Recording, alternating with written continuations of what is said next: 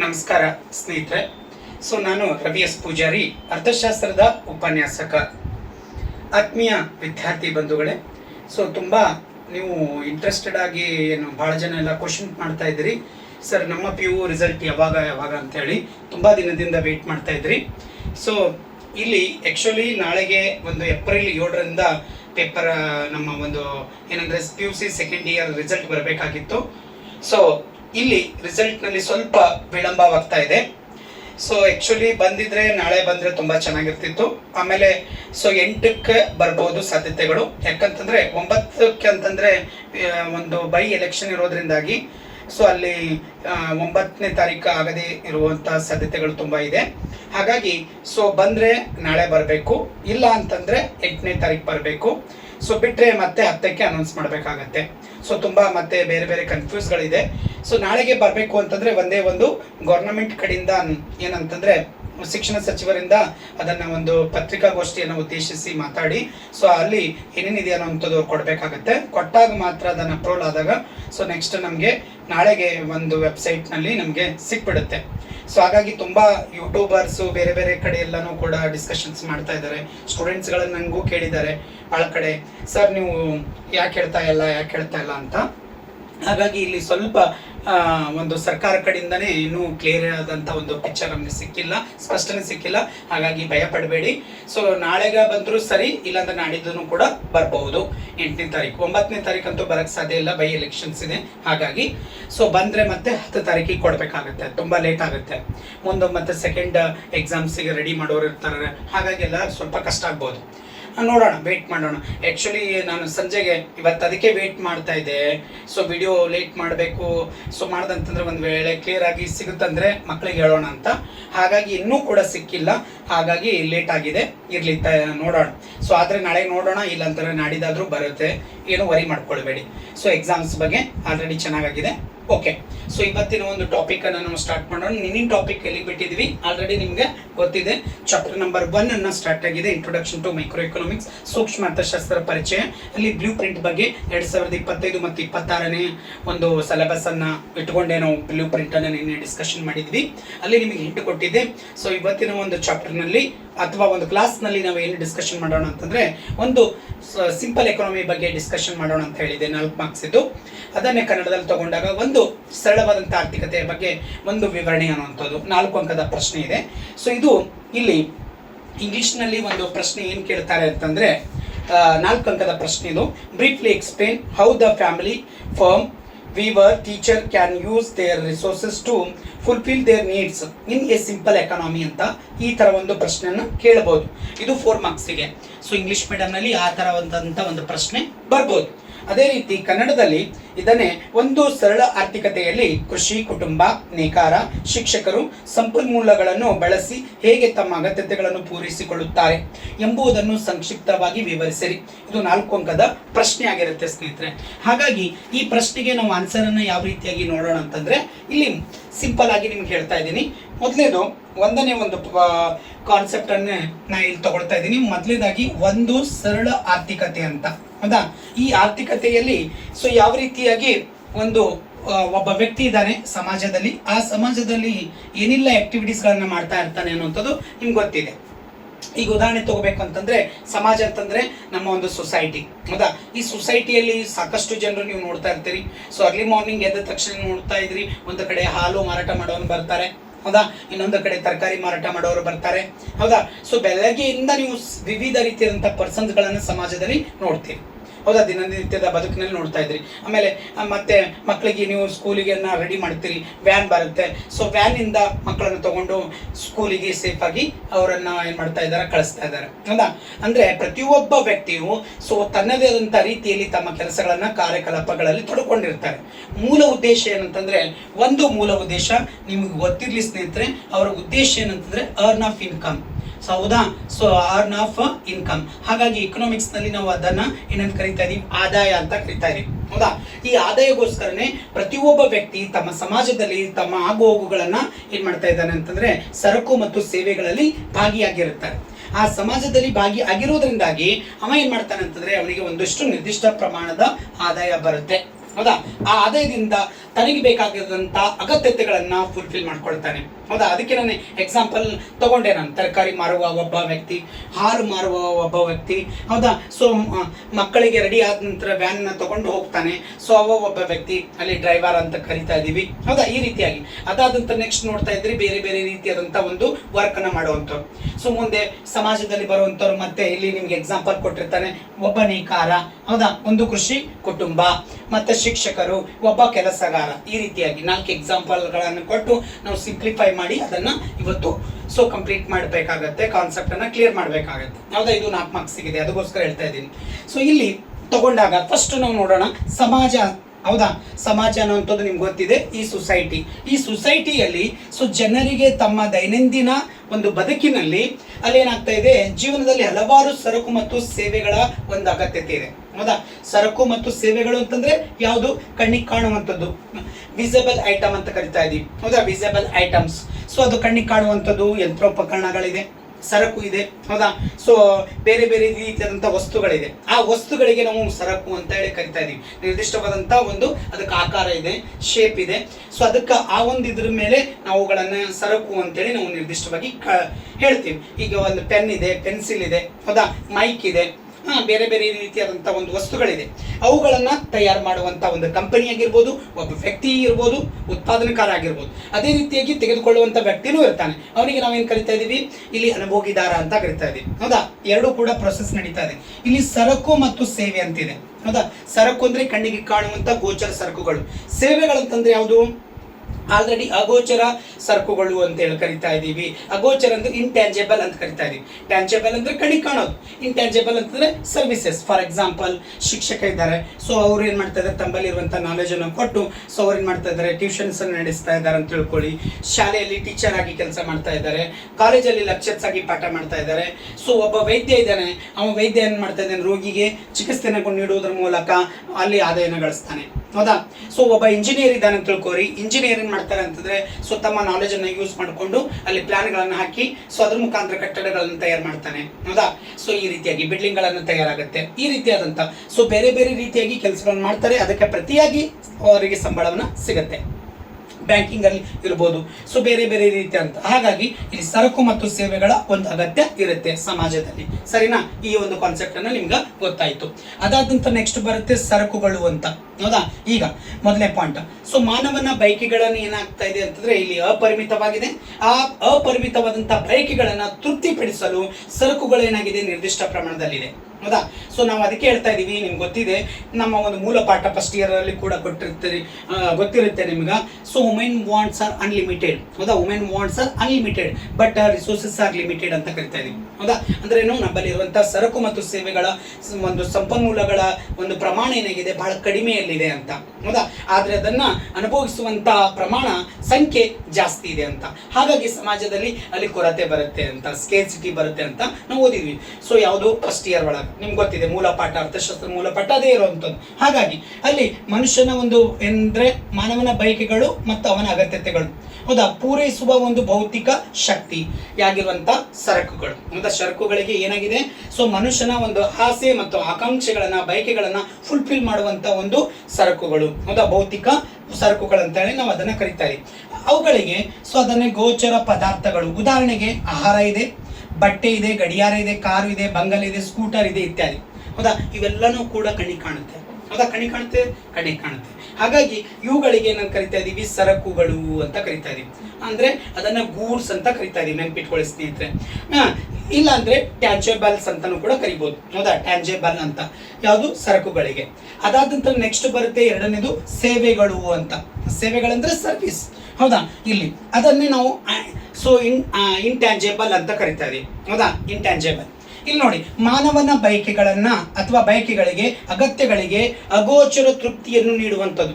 ಅಗೋಚರ ಅಂತಂದ್ರೆ for example ಇವಾಗ ಏನಂತಂದ್ರೆ ಯಾವುದೋ ಒಂದು ನಮ್ಮ ಸೊ ಒಳ್ಳೆಯ ಒಂದು ಹೀರೋ, ಯಾರೋ ಒಬ್ಬ XYZ ಹೀರೋ ಅಂತ ಹೇಳಿದ್ರಿ, ಅವ್ರ ಸಿನಿಮಾ ಬಂತು ಅಂತಂದ್ರೆ ಭಾಳ ಫುಲ್ ಖುಷ್.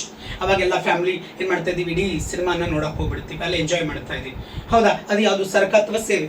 ಸೇವೆ ಅದು. ಹೌದಾ? ಅದಕ್ಕೆ ನಾವೆಲ್ಲ ಏನು ಮಾಡ್ತಾ ಇದೀವಿ, ಎಂಜಾಯ್ ಮಾಡ್ತಾ ಇದೀವಿ, ಮೂವಿಯನ್ನು ನೋಡ್ತಾ ಇದೀವಿ. ನೋಡೋದ್ರ ಮುಖಾಂತರ ನಮ್ಮ ಒಂದು ಬಯಕೆಯನ್ನು, ತೃಪ್ತಿಯನ್ನು ಪಡಿಸ್ಕೊಳ್ತಾ ಇದೀವಿ. ಹೌದಾ?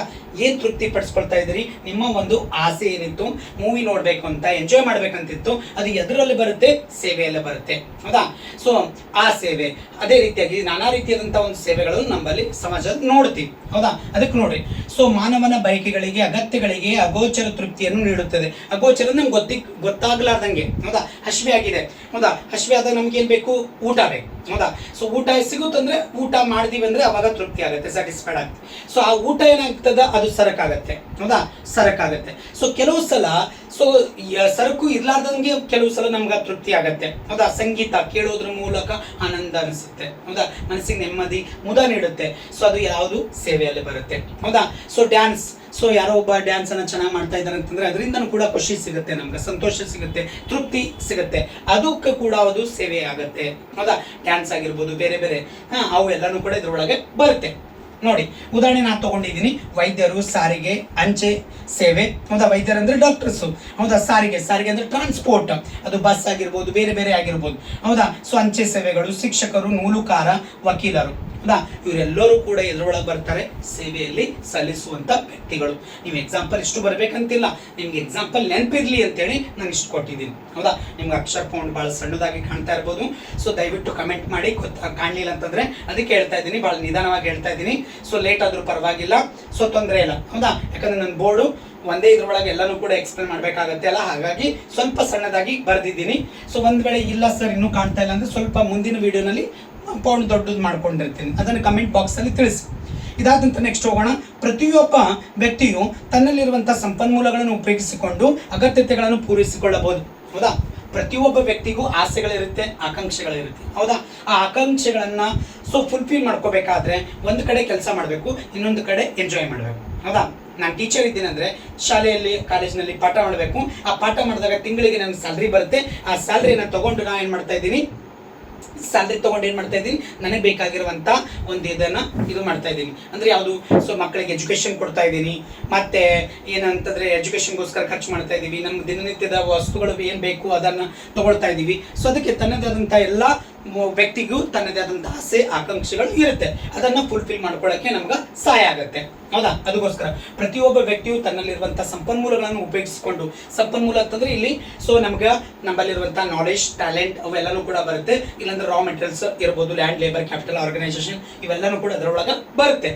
ಅದನ್ನು ತಗೊಂಡು ನಾವೇನು ಮಾಡ್ತಾ ಇದೀವಿ? ನಮಗೆ ಬೇಕಾಗಿರುವಂಥ ರೀತಿಯಲ್ಲಿ ಫುಲ್ಫಿಲ್ಗಳನ್ನು ಮಾಡ್ಕೊಳ್ತಾ ಇದೀವಿ. ಹೌದಾ? ನಮ್ಮ ವಾಂಟ್ಸ್ಗಳನ್ನ ಫುಲ್ಫಿಲ್ ಮಾಡ್ಕೊಳ್ತಾ ಇದೀವಿ ಅಂತ ಅರ್ಥ. ನೆಕ್ಸ್ಟ್ ಹೋಗೋಣ, ಸಂಪನ್ಮೂಲ ಅಂತ. ಈಗ ಹೇಳದಲ್ಲ, ಸಂಪನ್ಮೂಲ ಅಂತಂದ್ರೆ ಏನು? ಇತರ ಸರಕು ಅಥವಾ ಸೇವೆಗಳ ಉತ್ಪಾದನೆಯಲ್ಲಿ ಉಪಯೋಗಿಸಲಾಗುವ ಸರಕು ಮತ್ತು ಸೇವೆಗಳು. ಅಂದ್ರೆ ಯಾವುದೋ ಒಂದು ಪ್ರೊಡಕ್ಷನ್ ಮಾಡಬೇಕಾಗಿದೆ, ಆ ಪ್ರೊಡಕ್ಷನ್ಗೆ ಇನ್ನೂ ಬೇರೆ ರೀತಿಯಾದಂಥ ಪ್ರೊಡಕ್ಷನ್ಗಳು ನಮ್ಗೆ ಸಹಾಯ ಮಾಡುತ್ತೆ, ಸರಕು ಸೇವೆಯನ್ನ ಮಾಡ್ತಾ ಇದೆ. ಈಗ ಫಾರ್ ಎಕ್ಸಾಂಪಲ್ 2 ವೀಲರ್ ಒಂದು ಕಂಪನಿ ತಯಾರು ಮಾಡ್ತಾ ಇದೆ. ಸೊ ಅನ್ನುವಂಥದ್ದು ಯಾವುದು ಅಂದರೆ TVS ಅನ್ನುವಂಥ ಒಂದು ಕಂಪನಿ ತಯಾರು ಮಾಡ್ತಾ ಇದೆ. ಆ TVS ಅನ್ನ ತಯಾರು ಮಾಡುವಂಥ ಕಂಪನಿಗೆ ಸುಮಾರು 100 ಕಂಪನಿಗಳು ಸಹಕಾರಿಯಾಗಿದೆ. ಹೌದಾ? ಒಂದೊಂದು ರಾ ಮೆಟೀರಿಯಲ್ಸ್ ಅನ್ನು ಒಂದೊಂದು ಪ್ರೊವೈಡ್ ಮಾಡ್ತಾ ಇದೆ. ಒಂದು ಕಡೆ ಟೈರು, ಇನ್ನೊಂದು ಕಡೆ ಟ್ಯೂಬ್ ಅನ್ನ ಕೊಡ್ತಾ ಇದೆ, ಇನ್ನೊಂದು ಕಡೆ ರಿಮ್ ಅಂತ. ಹೌದಾ? ಬೇರೆ ಬೇರೆ ರೀತಿಯಾದಂಥ ವಸ್ತುಗಳನ್ನು ತಯಾರು ಮಾಡಿ ಆ ಕಂಪನಿಗೆ ಪ್ರೊವೈಡ್ ಮಾಡುತ್ತೆ. ಆ ಕಂಪನಿಯನ್ನು ತಗೊಂಡು ಅಲ್ಲಿ ಮತ್ತೆ ಮಾಡಿಫೈ ಮಾಡಿ ಅದಕ್ಕೊಂದು ರೂಪವನ್ನು ಕೊಟ್ಟು ಅದನ್ನು ವಸ್ತುವನ್ನು ತಯಾರು ಮಾಡಿ ಫೈನಲ್ ಒಂದು ಪ್ರಾಡಕ್ಟ್ ಅಂತ ಕೊಡುತ್ತೆ. ಆ ಫೈನಲ್ ಪ್ರಾಡಕ್ಟ್ ಮಾರ್ಕೆಟಿಗೆ ಬರುತ್ತೆ. ಆ ಮಾರ್ಕೆಟ್ ಅಲ್ಲಿ ನಾವು ತಗೊಂಡು ಏನ್ ಮಾಡ್ತಾ ಇದೀವಿ? ಎಂಜಾಯ್ ಮಾಡ್ತಾ ಇದೀವಿ. ಸರಿನಾ? ಹಾಗಾಗಿ ಇಲ್ಲಿ ಸಂಪನ್ಮೂಲ ಅಂತಂದ್ರೆ ಇಲ್ಲಿ ಸಾಕಷ್ಟು ರೀತಿಯಾದಂಥ ವಸ್ತುಗಳನ್ನು ತಯಾರು ಮಾಡಕ್ಕೆ ಬೇರೆ ರೀತಿಯಾದಂಥ ವಸ್ತುಗಳನ್ನು ಉಪಯೋಗಿಸ್ಕೊಳ್ಳೋದು, ಸರಕಾಗಿರ್ಬೋದು, ಅದು ಸೇವೆ ಆಗಿರ್ಬೋದು. ಹೌದಾ? ಈಗ ಕೆಲಸ ಮಾಡಕ್ಕೆ ಕಾರ್ಮಿಕರು ಬೇಕಲ್ಲ, ಆ ಕಾರ್ಮಿಕರನ್ನು ತಗೊಳ್ತೀವಿ. ಹೌದಾ? ಪಾಠ ಮಾಡಕ್ಕೆ ಶಿಕ್ಷಕರು ಬೇಕಲ್ಲ, ಒಂದು ಇನ್ಸ್ಟಿಟ್ಯೂಟ್ ಅನ್ನ ತೆಗ್ದೀವಿ ಅಂತಂದ್ರೆ, ಸ್ಕೂಲ್ ತೆಗ್ದೀವಿ ಅಂದ್ರೆ ಅಲ್ಲಿ 6 ಸಬ್ಜೆಕ್ಟಿಗೆ ಸಂಬಂಧಪಟ್ಟಂತ ಟೀಚರ್ಸ್ ಅನ್ನ ಬೇಕಾಗುತ್ತೆ. ಅದಕ್ಕೆ ಅವರನ್ನು ತಗೊಂಡು ಅಪಾಯಿಂಟ್ಮೆಂಟ್ ಮಾಡಿಕೊಂಡು ಕ್ಲಾಸ್ ಅನ್ನ ಮಾಡೋದು, ಈ ರೀತಿ. ನೆಕ್ಸ್ಟ್ ಬರೋಣ. ಉದಾಹರಣೆ ಒಂದು ಎಕ್ಸಾಂಪಲ್ ಸಾಕಷ್ಟು ಅದಾವ. ಇಲ್ಲಿ ಭೂಮಿ ಇದೆ, ಶ್ರಮ ಇದೆ, ಬಂಡವಾಳ ಇದೆ, ಉಪಕರಣಗಳಿದೆ, ಯಂತ್ರೋಪಕರಣಗಳಿದೆ, ಹೂಡಿಕೆ. ಇವೆಲ್ಲ ಬಹಳಷ್ಟು ಎಕ್ಸಾಂಪಲ್ಸ್ ಇದೆ. ನೀವು ಒಂದು 2-3 ನೆನ್ಪಿಟ್ಕೊಳ್ಳಿ. ಭೂಮಿ ಅಂದರೆ ಲ್ಯಾಂಡ್, ಲೇಬರ್, ಕ್ಯಾಪಿಟಲ್, ಆರ್ಗನೈಸೇಷನ್ ಅಂತ ತಗೋಬಹುದು. ನಾ ಆರ್ಗನೈಸೇಷನ್ ಬದಲಿ ಬೇರೆ ತಗೊಂಡಿದ್ದೀನಿ. ಹೌದಾ, ಉಪಕರಣಗಳಂತ ಯಂತ್ರೋಪಕರಣಗಳು ಮತ್ತು ಹೂಡಿಕೆ, ಇನ್ವೆಸ್ಟ್ಮೆಂಟ್, ಇವೆಲ್ಲನೂ ಕೂಡ ಅದರೊಳಗೆ ಸಂಪನ್ಮೂಲದಲ್ಲಿ ಸೇರಿಸ್ಕೊಳ್ಬಹುದು. ಹೌದಾ, ನೀವು 2-3 ಎಕ್ಸಾಂಪಲ್ ಬರೆದ್ರು ಸಾಕಾಗುತ್ತೆ. ನೆಕ್ಸ್ಟ್, ಒಂದು ಕೃಷಿ ಕುಟುಂಬ ಅಂತ. ಒಂದು ಕೃಷಿ ಕುಟುಂಬ ಅಂದ್ರೆ ಸಣ್ಣ ಒಂದು ಕುಟುಂಬ ಇದೆ, ಕೃಷಿ ಮೇಲೆ ಅವಲಂಬನೆ ಆಗಿದೆ. ಕೃಷಿಯಲ್ಲಿ ಏನ್ ಮಾಡ್ತಾ ಇದ್ದಾನೆ ಅಂತಂದ್ರೆ, ಸೊ ತನ್ನಲ್ಲಿರುವಂಥ ದವಸ ಧಾನ್ಯಗಳನ್ನು ಉತ್ಪಾದನೆ ಮಾಡ್ತಾನೆ. ಉತ್ಪಾದನೆ ಮಾಡಿ ಒಂದು ಭಾಗವನ್ನು ಮಾತ್ರ ತನ್ನ ಅನುಭವಗೋಸ್ಕರ, ತನ್ನ ಸ್ವಂತಗೋಸ್ಕರ ಇಟ್ಕೊಳ್ತಾನೆ. ಹೌದಾ, ಯಾವುದು for example, so X farm ಅಂತವ್ರು ಏನ್ ಮಾಡ್ತಾ ಇದ್ದಾರೆ, ವೀಟ್ ಅನ್ನ ಪ್ರೊಡ್ಯೂಸ್ ಮಾಡ್ತಾ ಇದ್ದಾರೆ. ಹೌದಾ, ವೀಟ್ ಅಂದ್ರೆ ಗೋಧಿ. ಹೌದಾ, ವೀಟ್ ಪ್ರೊಡ್ಯೂಸ್ ಮಾಡ್ತಾ ಇದ್ದಾರೆ ಅಂತ ತಿಳ್ಕೊರಿ. ಈ ವೀಟ್ ಪ್ರೊಡ್ಯೂಸ್ ಮಾಡಿ, ಸೊ ಈ ಪ್ರೊಡ್ಯೂಸ್ ಒಳಗ ಪ್ರೊಡಕ್ಷನ್ ಮಾಡಿ ಇದ್ರೊಳಗೆ ಏನ್ ಮಾಡ್ತಾ ಇದ್ದಾನೆ ಅಂದ್ರೆ ಎಲ್ಲಾ ಪ್ರೊಡಕ್ಷನ್ ತನ್ನಲ್ಲಿ ಇಟ್ಕೊಳ್ತಾನೇನು ಇಲ್ಲ, ಸಮ್ ಪಾರ್ಟ್ ಅನ್ನ ಇಟ್ಕೊಂಡಿರ್ತಾನೆ.